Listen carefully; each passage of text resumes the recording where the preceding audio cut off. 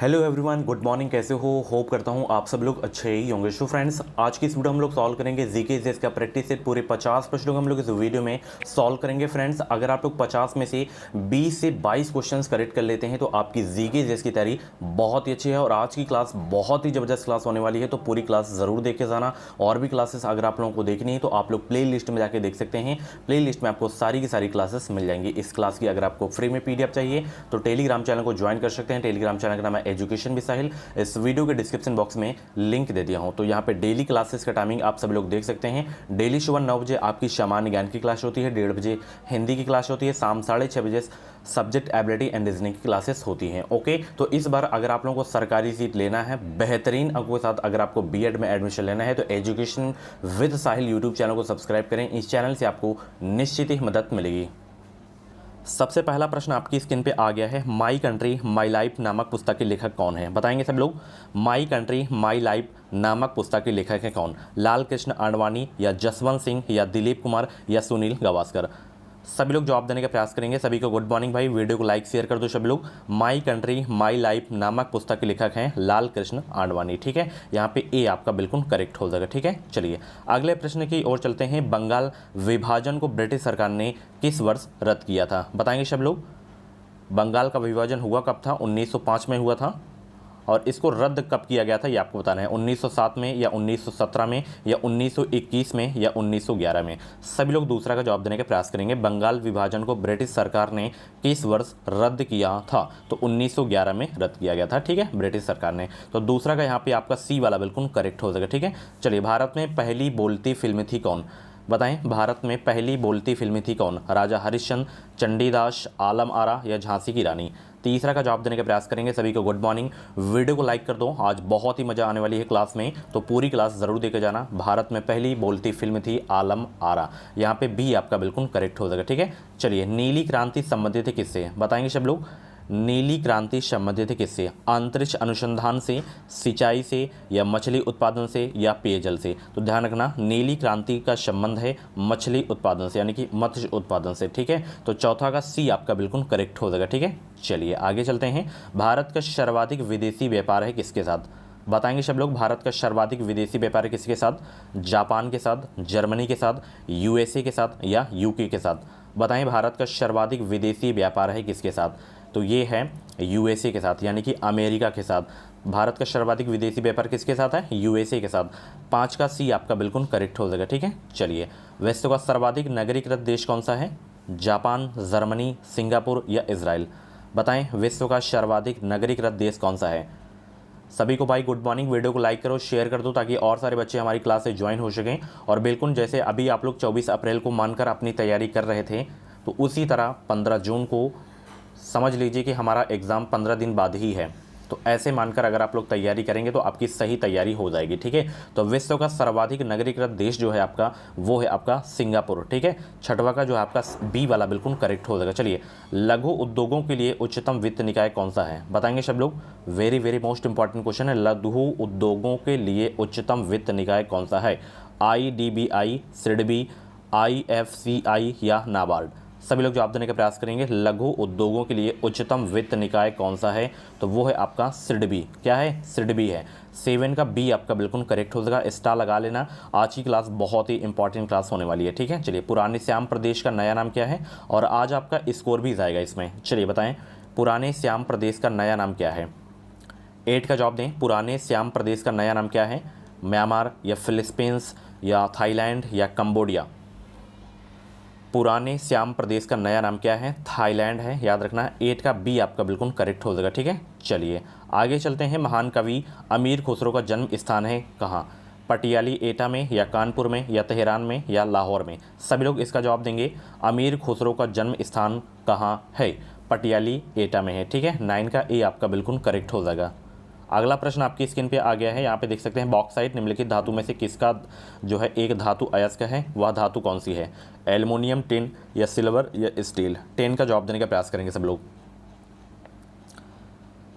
सब लोग जवाब देने का प्रयास करेंगे। बाकी क्लासेस आपको प्ले लिस्ट में मिल जाएंगी और बिल्कुल फ्री में तैयारी आप लोगों की मैं करवाऊंगा। एक भी पैसे आप लोगों से नहीं लिए जाएंगे। पूरा सिलेबस में कंप्लीट कराऊंगा। तो एक विश्वास के साथ आप लोग हमारे चैनल से जुड़े रहें। इस चैनल से आपको निश्चित ही मदद मिलेगी। और जैसे आपका एग्जाम हो जाता है तो एग्जाम के बाद का प्रोसेस क्या होता है, जैसे इसकी काउंसलिंग कैसे होती है, काउंसलिंग में कौन कौन से डॉक्यूमेंट्स लगते हैं, ऑनलाइन कराना पड़ता है या ऑफलाइन कहीं जाना पड़ता है, एंड एडमिशन का प्रोसेस क्या होता है, यह सारी जानकारी आपको हमारे चैनल के माध्यम से मिलती रहेंगी। इसीलिए कहता हूँ कि सब्सक्राइब कर लीजिएगा, क्योंकि आगे भी आपको ज़रूरत पड़ेगी। तो बॉक्साइट एल्युमिनियम धातु का एस का है, 10 का ए आपका बिल्कुल करेक्ट हो जाएगा। भारतीय संविधान में कितनी अनुसूचियां हैं, बताएं सब लोग। भारतीय संविधान में कितनी अनुसूचियां हैं, 12 अनुसूचियां हैं, ठीक है, याद रखना। 11 का डी आपका बिल्कुल करेक्ट हो जाएगा। चलिए अगला प्रश्न, भारतीय संविधान अपनाया गया था कब, बताएंगे सब लोग। भारतीय संविधान अपनाया गया था कब, 26 जनवरी 1950 को तो लागू किया गया था, 26 नवंबर 1949, 26 नवंबर 1949 या 31 दिसंबर 1949। तो 26 नवंबर 1949 को अपनाया गया था और 26 जनवरी 1950 को जो है लागू कर दिया गया था भारतीय संविधान, ठीक है। तो 12 का जो है आपका सी वाला बिल्कुल करेक्ट हो जाएगा, ठीक है। और साथ ही इस क्लास में हम लोग बात करेंगे यूपी बीएड एंट्रेंस एग्जाम 2023 के बेस्ट बुक के बारे में, जो कि है चक्षु प्रकाशन की बुक। आप लोग इस बुक का कवर पेज देख सकते हैं। कला वर्ग की स्टडी गाइड बुक है। इसमें आपको 27 से ज़्यादा इंपॉर्टेंट क्वेश्चन 2017 से 22 तक के प्रीवियस ईयर के क्वेश्चन भी आपको देखने को मिल जाएंगे। यह पुस्तक हर हाल में अन्य पुस्तकों से श्रेष्ठ हैं, नए पैटर्न पर है। SRR पब्लिकेशन की बुक है, यहाँ पे देख सकते हैं। नीचे पूरा एग्जाम पैटर्न इस बुक में दिया गया है कि किस सब्जेक्ट से कितने क्वेश्चंस आएंगे, कितने अंक के आएंगे, नेगेटिव मार्किंग के बारे में सब कुछ दिया गया है। एंड यहाँ पे इसकी जो है विषय सूची आप लोग देख सकते हैं, पूरा सामान्य ज्ञान का देख सकते हैं, पूरा टॉपिक्स क्लियर किया गया है। एंड यहाँ पे हिंदी हो गया, आपका इंग्लिश हो गया, एंड यहाँ पे रीजनिंग हो गया, कला वर्ग यहाँ पे देख सकते हैं। एंड यहाँ पे 2022 का पेपर भी आप लोग देख सकते हैं। यहाँ पे आप लोग इसकी आंसर शीट देख सकते हैं। एंड यहाँ पे इसकी जो है व्याख्या देख सकते हैं, यानी कि एक क्वेश्चन में करीब 4 से 5 क्वेश्चंस आपका तैयार हो जाएगा। तो बहुत ही अच्छी बुक है। इस बुक से आप लोग अपनी बेहतरीन सरकारी सीट की तैयारी कर सकते हैं चक्षु प्रकाशन की बुक से। और इनकी जो है गाइड के अलावा प्रैक्टिस सेट की भी बुक आती है, तो अपनी और भी अच्छी तैयारी के लिए इनकी प्रैक्टिस सेट की बुक ले सकते हैं। प्रैक्टिस सेट की बुक में 3900 से ज़्यादा important question, 6 solve paper, 15 practice set आपको अलग से देखने को मिलेंगे। तो दोनों पुस्तकें आपको हर मार्केट पे बहुत ही आसानी से मिल जाएंगी। आप लोग इसे ऑनलाइन भी घर बैठे मंगवा सकते हैं। इस वीडियो के डिस्क्रिप्शन बॉक्स में लिंक दे दिया हूँ। अगला प्रश्न आपकी स्क्रीन पे है, एक न्यूक्लियर रिएक्टर में निम्नलिखित में से जो है एक ईंधन के रूप में प्रयोग किया जाता है किसका, कोयला, यूरेनियम, रेडियम या डीजल। एक न्यूक्लियर रिएक्टर में निम्नलिखित में से किस में एक ईंधन के रूप में प्रयोग किया जाता है, तो वो है आपका यूरेनियम, ठीक है। 13 का बी आपका बिल्कुल करेक्ट होगा। स्टार लगा के नोट कर लेना, सारे के सारे इंपॉर्टेंट क्वेश्चन है आज की क्लास में, ठीक है। प्रथम मुस्लिम शासक जिसने मूल्य नियंत्रण प्रणाली आरंभ की थी, बलबन ने, जलालुद्दीन खिलजी ने, मोहम्मद बिन तुगलक ने या अलाउद्दीन खिलजी ने। सभी लोग 14 का जवाब देंगे। प्रथम मुस्लिम शासक जिसने मूल्य नियंत्रण प्रणाली आरंभ की थी, वो आरंभ की थी अलाउद्दीन खिलजी ने। 14 का डी आपका बिल्कुल करेक्ट हो जाएगा, ठीक है। चलिए, तानसेन जो एक महान संगीतकार थे, किसके दरबारी कवि थे, ये आपको बताना है। बहादुर शाह के या अकबर के या राणा कुंभा के या कृष्णदेव राय के। सब लोग भाई 15 का जवाब देने का प्रयास करेंगे। तानसेन जो एक महान संगीतकार थे, ये दरबारी थे किसके, तो ये दरबारी थे अकबर के। 15 का ए आपका बिल्कुल करेक्ट हो जाएगा, ठीक है। चलिए, निम्नलिखित में से किसने तीनों गोलमेज सम्मेलनों में भाग लिए थे। ये क्वेश्चंस कई बार अपनी क्लास में करवा चुका हूँ। निम्नलिखित में से किसने तीनों गोलमेज सम्मेलनों में भाग लिए थे, जवाहरलाल नेहरू, डॉक्टर BR अम्बेडकर जी या वल्लभ भाई पटेल जी या डॉक्टर राजेंद्र प्रसाद जी। तो निम्नलिखित में से तीनों गोलमेज सम्मेलनों में जो भाग लिए थे वो थे डॉक्टर BR अम्बेडकर जी। 16 का बी आपका बिल्कुल करेक्ट हो जाएगा, ठीक है। चलिए, वीडियो को लाइक कर दो, बहुत ही कम लाइक है अभी। चलिए, अगला प्रश्न है, राष्ट्रीय शक्कर संस्थान कहाँ स्थापित किया गया है, कानपुर में, लखनऊ में या नई दिल्ली में या गजरौला में। बताएं 17 का राइट आंसर क्या हो जाएगा। राष्ट्रीय शक्कर संस्थान कहाँ स्थापित किया गया है, माय डियर फ्रेंड्स, ये स्थापित किया गया है कानपुर में, ठीक है, याद रखना। 17 का ए आपका बिल्कुल करेक्ट हो जाएगा। एक राष्ट्रीय नेता जिनका जन्मदिन राष्ट्रीय शिक्षा दिवस के रूप में हर वर्ष 11 नवंबर को मनाया जाता है, वह कौन है, JB कृपलानी, राजीव गांधी, मौलाना अबुल कलाम आज़ाद या सरोजनी नायडू। 18 का जवाब देने का प्रयास करेंगे। एक राष्ट्रीय नेता जिनका जन्मदिन राष्ट्रीय शिक्षा दिवस के रूप में हर वर्ष 11 नवंबर को मनाया जाता है, वो कौन है भाई, मौलाना अबुल कलाम आज़ाद हैं। ये स्वतंत्र भारत के प्रथम शिक्षा मंत्री हैं, यह भी आपको याद रखना है, ठीक है। चलिए, सी आपका बिल्कुल करेक्ट हो गया है। नागार्जुन सागर बांध का निर्माण किस नदी पर किया गया है, बताएंगे सब लोग। नागार्जुन सागर बांध का निर्माण किस नदी पर किया गया है, कावेरी नदी पर, गोदावरी नदी पर या कृष्णा नदी पर या सिंधु नदी पर। बताएंगे नागार्जुन सागर बांध का निर्माण किस नदी पर किया गया है। कृष्णा नदी पर किया गया है, ठीक है, याद रखना, बहुत इंपॉर्टेंट क्वेश्चन है। चलिए, कांग्रेस अधिवेशन लखनऊ 1916 की अध्यक्षता किसने की थी? सरोजनी नायडू, मौलाना अबुल कलाम आज़ाद, अंबिका चरण मजूमदार या पंडित जवाहरलाल नेहरू? बताएंगे सब लोग। कांग्रेस अधिवेशन लखनऊ 1916 की अध्यक्षता किसने की थी? तो अंबिका चरण मजूमदार ने की थी। याद रखना 20 का सी आपका बिल्कुल करेक्ट हो जाएगा। चलिए, रिहंद परियोजना स्थित है किस जनपद में? Very very most important question आपके एग्जाम के लिए, सभी लोग जवाब देने का प्रयास करेंगे। बताएंगे सब लोग रिहंद परियोजना स्थित है। तो देखिए, ये वैसे जो स्थित है ये आपका सोनभद्र जिले में है। कहाँ पे है? सोनभद्र जिले में है, नोट कर लीजिएगा। और बट ऑप्शन भी यहाँ पे नहीं है, तो आप लोग नोट कर लीजिएगा अलग से, सोनभद्र, ठीक है। चलिए, तंचोई कसीदाकारी का विकास कहाँ हुआ था? बताएं, तंचोई कसीदाकारी का विकास कहाँ हुआ था? 22 का जवाब देने का प्रयास करेंगे सब लोग। वाराणसी, ढाका, सूरत या तंजावुर? तो तंचोई कसीदाकारी का विकास हुआ था वाराणसी में। 22 का ए आपका बिल्कुल करेक्ट हो जाएगा, ठीक है। चलिए, बाकी क्लासेस आपको प्लेलिस्ट में मिल जाएंगी, जाके देखिए और अपनी बेहतरीन तैयारी करते रहें। सरफरोशी की तमन्ना अब हमारे दिल में है, गीत किसने लिखा? मोहम्मद इकबाल ने, काजी नजरुल इस्लाम ने, आनंद नारायण मुल्ला ने या राम प्रसाद बिस्मिल ने? 23 का जवाब देंगे सब लोग। गुड मॉर्निंग भाई, वीडियो को लाइक करो सब लोग। सरफरोशी की तमन्ना अब हमारे दिल में है, गीत किसने लिखा? तो यह गीत लिखा गया है राम प्रसाद बिस्मिल के द्वारा। 23 का डी आपका बिल्कुल करेक्ट हो जाएगा, ठीक है। बाकी अगर आप लोग मेरी history, geography, current affair and Hindi साहित्य की मैराथन वाली वीडियो नहीं देखें तो जाके देख लीजिएगा, बहुत ही हेल्पफुल क्लासेस हैं, ठीक है, उनसे प्रश्न आना ही आना है आपका। चलिए, वह रासायनिक तत्व जिसका प्रयोग कृत्रिम वर्षा कराने में किया जाता है? Silver nitrate, silver iodide, silver nitride या सिल्वर क्लोराइड? बताएं, वह रासायनिक तत्व कौन सा है जिसका प्रयोग कृत्रिम वर्षा कराने में किया जाता है? पीडीएफ इसकी चाहिए तो टेलीग्राम चैनल को ज्वाइन कर लें। टेलीग्राम चैनल का नाम है एजुकेशन विद साहिल, इस वीडियो के डिस्क्रिप्शन बॉक्स में लिंक है, डायरेक्ट ज्वाइन हो सकते हैं आप लोग लिंक के थ्रू। तो वह तत्व है सिल्वर आयोडाइड जिसका प्रयोग कृत्रिम वर्षा कराने में किया जाता है। 24 का बी आपका बिल्कुल करेक्ट हो जाएगा, ठीक है। चलिए, बहुत ही अच्छे। निम्नलिखित तत्वों में से कौन सा तत्व मानव शरीर में सबसे कठोर तत्व है? बताएं, हड्डी, इनेमिल, नाखून या इनमें से कोई नहीं? तो वो है आपका इनेमिल, दांत का इनेमिल, जिसे जबड़ा बोलते हैं।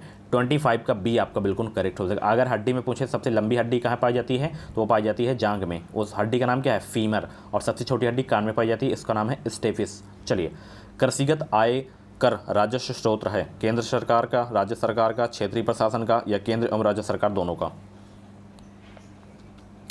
बताएंगे भाई सभी लोग। 26 का जवाब देने का प्रयास करेंगे। कृषिगत आयकर राजस्व स्रोत है राज्य सरकार का है ये, ठीक है। 26 का बी आपका बिल्कुल करेक्ट हो जाएगा। अभ्रक के सर्वाधिक भंडार हैं कहाँ? दक्षिण अफ्रीका में, ऑस्ट्रेलिया में, कनाडा में, भारत में? अगर देखिए हम इस ऑप्शन के हिसाब से बात करें तो भारत में है, बट अब जो है भाई ये चेंज होता रहता है हर वर्ष। तो अभ्रक के उत्पादन में सर्वाधिक जो भंडार है वो है आप चाइना के पास, ठीक है, चाइना के पास है, याद रखना, ठीक है। चाइना अलग से नोट कर लीजिएगा आप लोग, ठीक है। उत्तर प्रदेश का ललितपुर जनपद जाना जाता है किसके लिए? यूरेनियम भंडारों के लिए या शक्कर उद्योग के लिए या पुलिस प्रशिक्षण संस्थान के लिए या इनमें से कोई नहीं? बताएंगे, ललितपुर जनपद किसके लिए जाना जाता है? तो उत्तर प्रदेश का ललितपुर जिला ये जाना जाता है यूरेनियम भंडारों के लिए। 28 का ए आपका बिल्कुल करेक्ट हो जाएगा, ठीक है। चलिए, बहुत अच्छे। निम्नलिखित में से किस महासागर का आकार अंग्रेजी के अक्षर एस जैसा है? ये सब क्वेश्चन अपनी मैराथन की क्लास में मैं करवाया हूँ। तो 29 का जवाब देने का प्रयास करेंगे। किस महासागर का आकार अंग्रेजी के अक्षर एस जैसा है? तो अटलांटिक महासागर का जो आकार है वो अंग्रेजी के एस जैसा है। 29 का सी आपका बिल्कुल करेक्ट हो जाएगा, ठीक है। चलिए, चौथी बौद्ध महासभा का आयोजन किसने किया था? अशोक ने, हर्ष ने, बिंदुसार ने या कनिष्क ने? बताएं सब लोग, चौथी बौद्ध महासभा का आयोजन किसने किया था? कनिष्क ने किया था। किसने किया था? कनिष्क ने, ठीक है। चलिए, लोदी वंश का अंतिम शासक कौन था भाई? बताएंगे सब लोग। लोदी वंश का अंतिम शासक कौन था? 31 का जवाब देने का प्रयास करेंगे। बहलोल लोदी या सिकंदर लोदी या दौलत खान लोदी या इब्राहिम लोदी? बताएं कौन था लोदी वंश का अंतिम शासक? तो लोदी वंश का अंतिम शासक कौन था? इब्राहिम लोदी। 31 का बी आपका बिल्कुल करेक्ट हो जाएगा, ठीक है। बहुत ही अच्छे। अंडमान एवं निकोबार की राजधानी है? पोर्ट ब्लेयर हो जाएगा, ठीक है। कोलकाता किसकी राजधानी है? पश्चिम बंगाल की। निम्नलिखित में से कौन इस बात का निर्णय करता है कि कोई विधेयक धन विधेयक है या नहीं? राष्ट्रपति, लोकसभा अध्यक्ष या राज्यसभा का सभापति या वित्त मंत्री? निम्नलिखित में से कौन इस बात का निर्णय करता है कि कोई विधेयक धन विधेयक है या नहीं? तो वो है लोकसभा का अध्यक्ष। ठीक है, याद रखना। 33 का बी आपका बिल्कुल करेक्ट हो जाएगा। चलिए, बार इकाई है किसकी? ऊष्मा की, ताप की, धारा की या वातावरणीय दाब की? बार इकाई है किसकी? वातावरणीय दाब की इकाई है बार। ठीक है, चलिए, बहुत अच्छे। वोट देने का अधिकार कैसा अधिकार है बताएं? वोट देने का अधिकार कैसा है? राजनीतिक अधिकार, सिविल अधिकार, आर्थिक अधिकार या कानूनी अधिकार? तो ये देखिए, इसमें से अगर हम बात करें तो ये संवैधानिक अधिकार है, संवैधानिक अधिकार। ठीक है, 35 का इसमें से कोई भी नहीं सही होगा। ठीक है, चलिए, संवैधानिक अधिकार लिख लीजिएगा अलग से। कोनेरू हम्पी संबंधित है लॉन टेनिस से, हॉकी से, शतरंज से, बैडमिंटन से? किस खेल से संबंधित है कोनेरू हम्पी, ये आपको बताना है। कोनेरू हम्पी संबंधित है शतरंज खेल से। ठीक है, याद रखना। चलिए, निम्नलिखित पर्वत श्रेणियों में से कौन सी श्रेणी पूर्व एवं पश्चिमी घाटों को जोड़ती है? बताएं, वो कौन सी है श्रेणी जो पूर्वी एवं पश्चिमी घाटों को जोड़ती है? तो वो है नीलगिरी की पहाड़ी। ठीक है, याद रखना। 37 का सी आपका बिल्कुल करेक्ट हो जाएगा। किस देश को यूरोप के कॉकपिट के नाम से जाना जाता है? किस देश को यूरोप के कॉकपिट के नाम से जाना जाता है? बेल्जियम, नीदरलैंड, स्विट्जरलैंड या लक्समबर्ग? किस देश को यूरोप के कॉकपिट के नाम से जाना जाता है? तो यह जाना जाता है बेल्जियम को। 38 का ये आपका बिल्कुल करेक्ट हो जाएगा। अगला प्रश्न, उत्तर प्रदेश के चरकुला लोकनृत्य का संबंध किस क्षेत्र से है? उत्तर प्रदेश में चरकुला लोकनृत्य का संबंध किस क्षेत्र से है? रोहेलखंड क्षेत्र, व्रज क्षेत्र या बुंदेलखंड क्षेत्र या अवध क्षेत्र? तो व्रज क्षेत्र से संबंधित चरकुला लोकनृत्य का। 39 का बी आपका बिल्कुल करेक्ट हो जाएगा। वेरी इंपॉर्टेंट क्वेश्चन था आपके एग्जाम के लिए। और जितने लोग अभी भी चैनल को सब्सक्राइब नहीं किए हैं तो सब्सक्राइब कर लेना, इस चैनल से आपको निश्चित ही मदद मिलेगी। चलिए, उत्तर प्रदेश में निम्नलिखित में से कौन सा विश्वविद्यालय एक केंद्रीय विश्वविद्यालय है? बताएं, कौन सा है एक केंद्रीय विश्वविद्यालय? 40 का भाई जवाब देने का प्रयास करेंगे। सभी को गुड मॉर्निंग। एक बार फिर से वीडियो को लाइक कर दो, और कुछ भी डाउट्स वगैरह हो तो आप लोग हमें कमेंट बॉक्स में अपना जो है डाउट क्लियर कर सकते हैं, मैसेज करके बताएंगे सभी लोग। उत्तर प्रदेश में इसमें कौन सा जो है केंद्रीय विश्वविद्यालय है? बहुत ही इंपॉर्टेंट क्वेश्चन है आपके एग्जाम के लिए।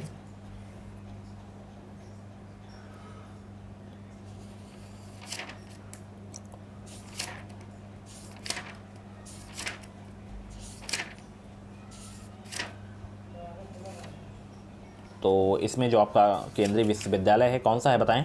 इलाहाबाद विश्वविद्यालय। ठीक है, 44 का डी आपका बिल्कुल करेक्ट हो जाएगा। ठीक है, चलिए, बरमूडा त्रिकोण स्थित है किस महासागर में? बताएंगे, बरमूडा त्रिकोण स्थित है किस महासागर में? ये पश्चिमी उत्तरी अटलांटिक महासागर में स्थित है बरमूडा त्रिकोण, याद रखना। 41 का ये आपका बिल्कुल करेक्ट हो जाएगा। चलिए, निम्नलिखित लोगों में से किसको वर्ष 2008 के लिए भारत रत्न पुरस्कार से सम्मानित किया गया था? डॉक्टर APJ अब्दुल कलाम, जी माधवन नायर, पंडित भीमसेन जोशी, लता मंगेशकर? निम्नलिखित लोगों में से किसको वर्ष 2008 के लिए भारत रत्न पुरस्कार से सम्मानित किया गया था? पंडित भीमसेन जोशी को। 42 का सी आपका बिल्कुल करेक्ट हो जाएगा। चलिए, निम्नलिखित में से कौन सी भारत की पहली परमाणु शक्ति चलित पनडुब्बी है जो 26 जुलाई 2009 से प्रयोग में लाई गई थी?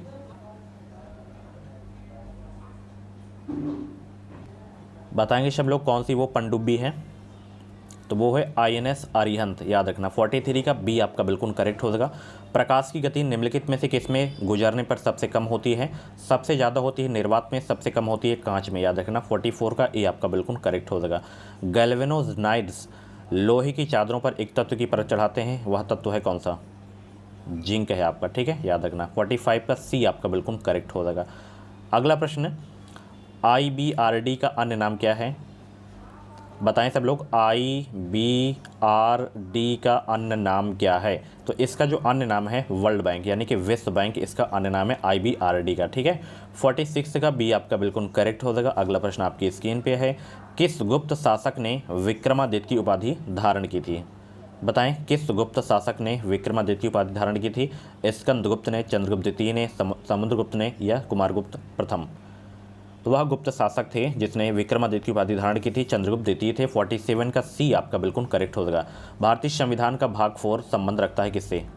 बहुत ही इंपॉर्टेंट क्वेश्चन है, कई बार ये प्रश्न एग्जाम में पूछा जा चुका है। तो बताएं, भारतीय संविधान का भाग 4 संबंध रखता है किससे? मौलिक अधिकारों से, नागरिकता से, नीति निर्देशक तत्वों से, संघीय कार्यपालिका से? तो ये नीति निर्देशक तत्वों से संबंध रखता है भाग 4। 48 का सी आपका बिल्कुल करेक्ट हो जाएगा। निम्नलिखित यूरोपीय संघ के किस सदस्य देश ने यूरो मुद्रा को नहीं अपनाया था? यूके ने नहीं अपनाया था। ठीक है, चलिए अगला प्रश्न भी बहुत इंपॉर्टेंट है कि संयुक्त राष्ट्र सुरक्षा परिषद के स्थायी सदस्य हैं कौन। तो 5 स्थायी सदस्य हैं, 10 आपके अस्थायी हैं, टोटल 15 हैं आपके सदस्य। तो इसमें ये हैं यूएसए, यूके, फ्रांस, रूस, चीन, ये 5 स्थायी हैं आपके। ठीक है, सो माय डियर फ्रेंड्स, ये थी आज की जीके जैसी क्लास। कैसी लगी क्लास कमेंट बॉक्स में अपना फीडबैक ज़रूर देना है, और 50 प्रश्न में से आपके जितने भी क्वेश्चंस करेक्ट हुए हों कमेंट बॉक्स में नाम स्कोर अपना ज़रूर बता के जाइएगा, और क्लास के बारे में एक छोटा सा फीडबैक ज़रूर लिखना, आज की क्लास कैसी लगी। ठीक है, तो वीडियो को लाइक ज़रूर कर देना। मिलते हैं अगली क्लास 1:30 बजे वाली में, हिंदी की क्लास में। ओके, इसकी PDF आपको टेलीग्राम पर मिल जाएगी। चलिए मिलते हैं अगली क्लास में। Thank you so much.